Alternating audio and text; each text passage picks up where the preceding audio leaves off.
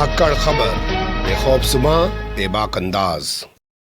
धाकड़ खबर के न्यूज़ से मैं आपके साथ हूं अकरम रईस खान। इस देश को सिर्फ महिलाएं ही बचा सकती हैं। जी हां, ध्यान से सुनिए, थोड़ा गौर से सुनिए, क्योंकि इस बात को मैं उन दिनों भी कहता था जब फिल्म रिपोर्टिंग किया करता था, और आज भी लगातार स्टूडियो से आपके सामने इस बात को प्रमुखता से रखता रहता हूं कि महिलाएं इस देश को बचा सकती हैं। और मेरी इस बात पर फिर से एक बार मोहर लगी है उत्तराखंड के नैनीताल में, जहां संस्कारी दंगाइयों की, जी हां, संस्कारी दंगाई तो आप जानते होंगे ना, उनकी भीड़ ने जाकर मुसलमानों की दुकानों पर तोड़फोड़ करना शुरू कर दिया, नंगा नाच दिखाना अपना शुरू कर दिया, तांडव मचाना शुरू कर दिया और एक मस्जिद पर भी आक्रमण शुरू कर दिया। तो उन संस्कारियों के सामने एक हिंदू महिला पहाड़ की तरह, चट्टान की तरह अड़कर खड़ी हो गई, और जो सवाल उसने पूछे उससे संस्कारी दंगाइयों की सिट्टी पिट्टी गुम हो गई।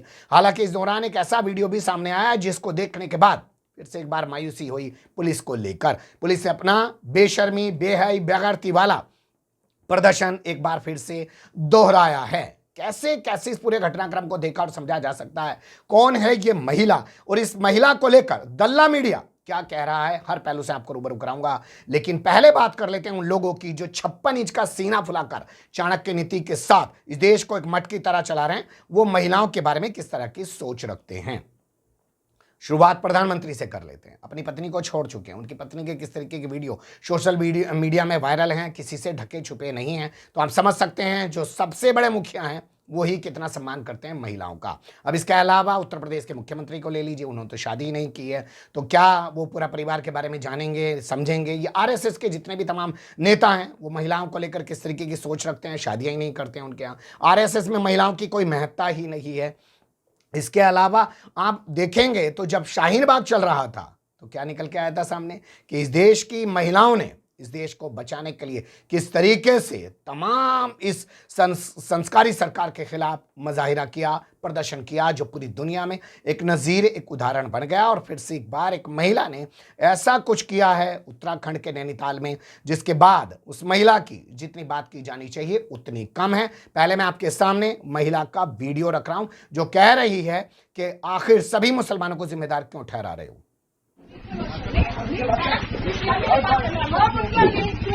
ठीक है, दुकानदारों को क्यों मारा? निर्दोष अगर कल वो आके मेरे भाई को मारते हैं, आप हिंदू को, तो आप क्या करोगे? कौन बता रहे हैं? हिंदू और मुसलमान क्यों कर रहे हैं आप लोग? मेरे भाई हिंदू इतनी गंदी गालियां दे रहे हैं मुसलमानों को। ये लोग उस लड़की के बारे में कोई बात नहीं कर रहा, रेपिस्ट है जो। अरे वो तो हमने बात कर रहे हैं, हमने बोला नहीं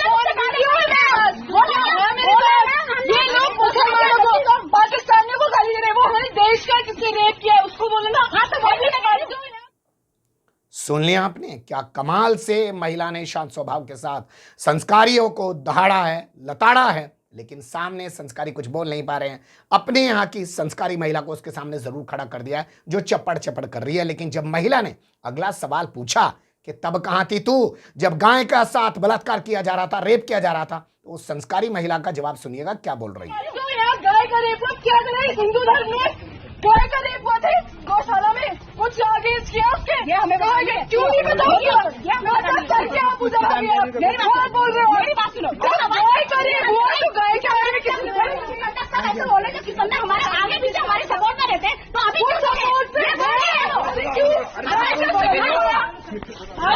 मुसलमानों ने रेप कराया, क्यों बोल रहे हो आप लोग?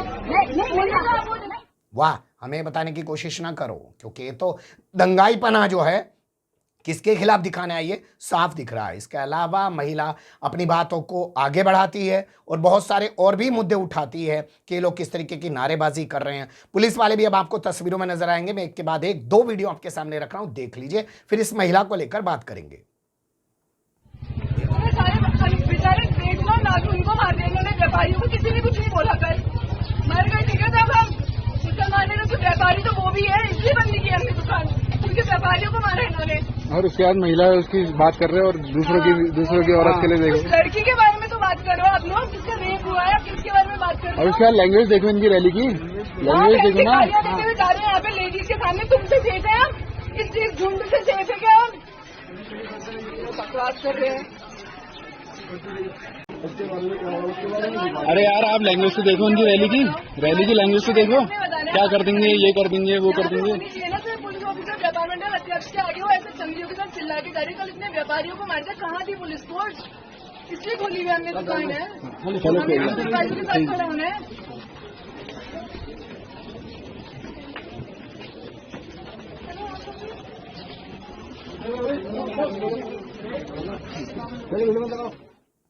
देख लिया आपने, पुलिस वाले भी दाएं बाएं हो जा रहे हैं, पुलिस वालों के सामने सब नंगा नाच हो रहा है। तमाम तरफ से सोशल मीडिया पे वीडियो वायरल है। आप जानते ही हैं नैनीताल का एक इलाका है जहां पे 12 साल की कोई हिंदू लड़की है। आरोप है कि कोई मुस्लिम ठेकेदार है जिसका नाम उस्मान बताया जा रहा है, कोई उसकी उम्र 76 साल छाप रहा है, कोई उसकी उम्र 60 साल छाप रहा है। उसने उस लड़की के साथ दुष्कर्म किया, उसके बाद पुलिस ने उसको गिरफ्तार कर लिया। लेकिन संस्कारी जो हैं वो निकल पड़े, अपनी जात और औकात दिखाने और तांडव मचाना शुरू कर दिया। मस्जिद पर जाकर तांडव मचाना शुरू कर दिया मुसलमानों की दुकान पर। अब इस महिला के बारे में हम लोग सर्च करने लगे तो कुछ भी इस महिला के बारे में नहीं मिल पा रहा।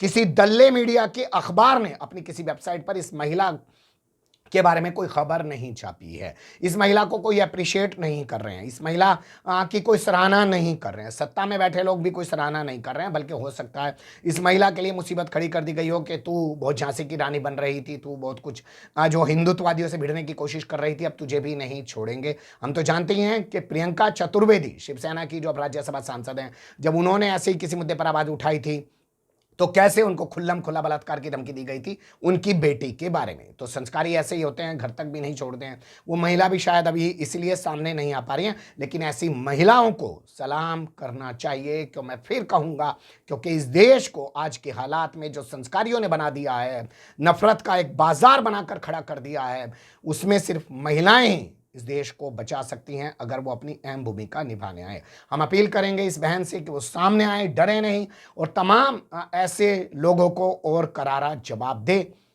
और पुलिस से अपील करेंगे कि कम से कम कुछ तो शर्मा लो, कुछ तो शर्म कर लो, कहीं तो इस वर्दी का जो है थोड़ा सा लिहाज कर लो।